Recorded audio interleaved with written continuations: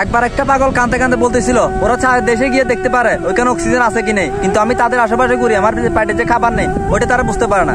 ওরা চাঁদের দেশে জায়গা আছে কিনা এটা বুঝতে পারে, কিন্তু আমি যে তাদের সামনে খিদা পেটে ঘুরি তারা এটা বুঝতে পারে না। ওরা মেশিন দিয়ে পেটের মধ্যে কয়টা রক আছে ওটা দেখতে পারে, পেটের মধ্যে পাথর জমা হয়েছে কিনা ওটা দেখতে পারে, পেটের মধ্যে বাচ্চা আছে কিনা ওটা দেখতে পারে, পেটের মধ্যে বাচ্চাটা কি ছেলে নাকি মেয়ে ওটা দেখতে পারে, কিন্তু আমি যে তাদের আশেপাশে খালি পেটে ঘুরি তারা ওটা বুঝতে পারে না। ওরা পৃথিবীর কোন জায়গায় বৃষ্টি হবে, কোন জায়গায় ঘূর্ণিঝড় হবে, কোন জায়গায় আবহাওয়া কিরকম ওইটা যন্ত্রের মাধ্যমে 2 দিন আগে বলে দিতে পারে। ওদের যন্ত্রগুলো সব দেখে, শুধু যে আমি ক্ষুধার্ত ওইটা দেখে না, আমার পেটে যে খিদা আছে ওইটা বুঝে না, অথচ মুখ দেখলে বোঝা যায় যে আমি ক্ষুধার্ত। ওরা বাড়ির সামনে কোন একটা কুকুর ছাগল কিংবা গাধা থাকলে ওরা পেট দেখে বুঝতে পারে যে ওটার খিদা লাগছে, কিন্তু আমি যে চিৎকার করে বলি মা গো আমার অনেক খিদা লাগছে আমার কিছু থাকলে দাও, কিন্তু তারা সেটা শুনে না, তারা সেটা বুঝে না। অথচ পোষা প্রাণী কুকুরগুলো না চেয়ে পাই, কিন্তু আমি চেয়ে কান্না করেও আমি পাই না।